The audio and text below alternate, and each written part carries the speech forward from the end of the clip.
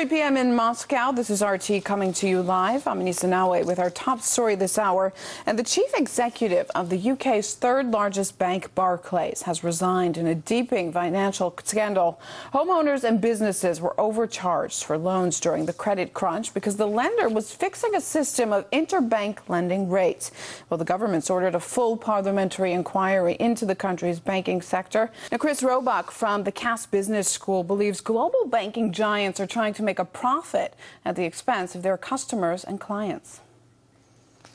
I think there are questions about the banking industry, but that's a question about the global banking industry. This particular problem, there are regulators across the world who are looking at 20 international institutions, including Citigroup, JP Morgan, UBS.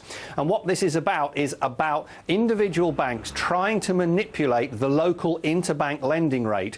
So actually, we've discovered that the effect on individual bank account holders in this country has been negligible. But that doesn't diminish the fact that certain people, very, very few people at the top of international banks, were trying to manipulate the market. Culturally and historically, there's always been a little bit of a difference, for example, between the US and the UK in respect of white-collar crime, i.e., fraud and that sort of thing that doesn't involve any form of violence.